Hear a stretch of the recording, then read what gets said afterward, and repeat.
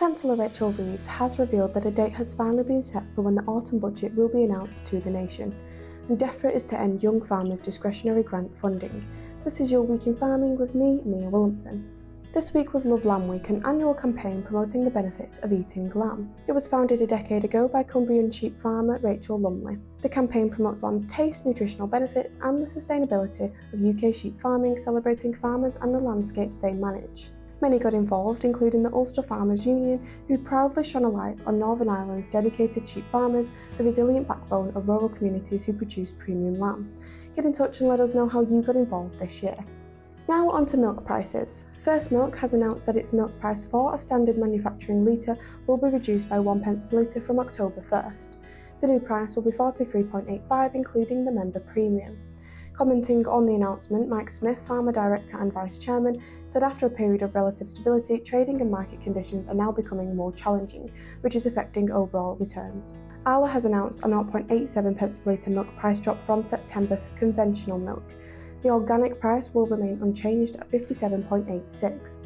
This leaves the Arla headline price for conventional milk at 47.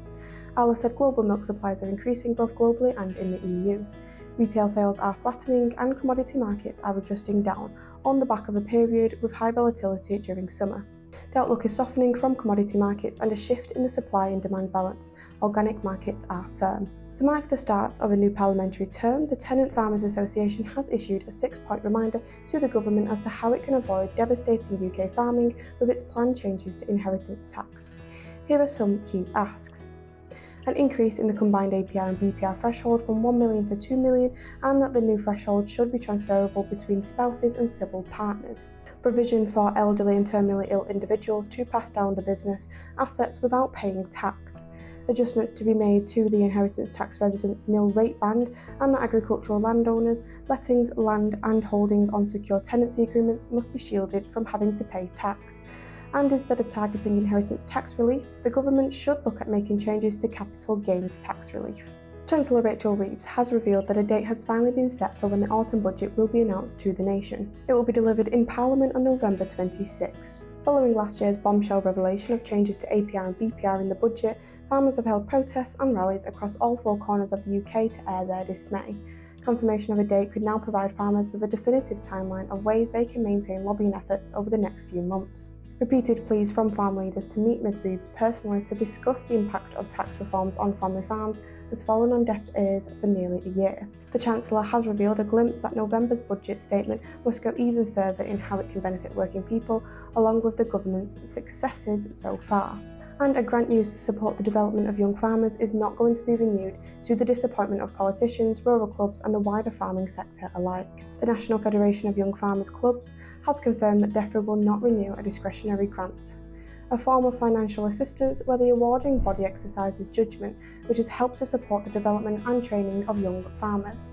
Shadow Farming Minister Robbie Moore had told his social media followers on Wednesday that he was appalled to hear that Defra was planning to pull a grant to support the work of young farmers. Just hours before, Sir Keir Starmer said he was keen to work with young farmers in the development of the government's 25-year roadmap to help the sector be more profitable.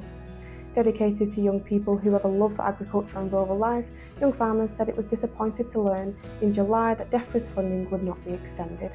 Finally, a £12.6 million fund is being made available to farmers via 2 new farming innovative programme competitions. Styling them as Dragon's Den for farming, Defra said the funding will back research and development of innovative solutions. These will best cut costs, reduce seasonal labour, improve animal health and tackle wider industry challenges. The project, which opens in the autumn, will be delivered in partnership with Innovate UK. It will build on previously funded ideas such as robotic strawberry pickers and early warning health systems for cattle, practical solutions to challenges faced on farms every day. The first of the 2 funds is for small R&D partnerships. Up to £7.8 million has been made available for later stage projects to help businesses develop new farming products or services and move them closer to market. It opens on September 15th. Secondly, £4.8 million has been made available for feasibility studies, which will help test and develop new ideas and decide whether to invest in larger research and development projects. Now make sure you check out this week's podcast about Clarkson's Farm. Has the hit TV show been good for the industry or not? Farmers Guardian editorial team discuss, so don't miss out. You can keep up to date daily with our Farming in 5 podcast, giving you all the latest news and headlines wherever you are, whatever you're doing. And if you want all these stories straight to your inbox or at your fingertips, you can become part of the FG community. Just head over to the FG's membership page to find out more.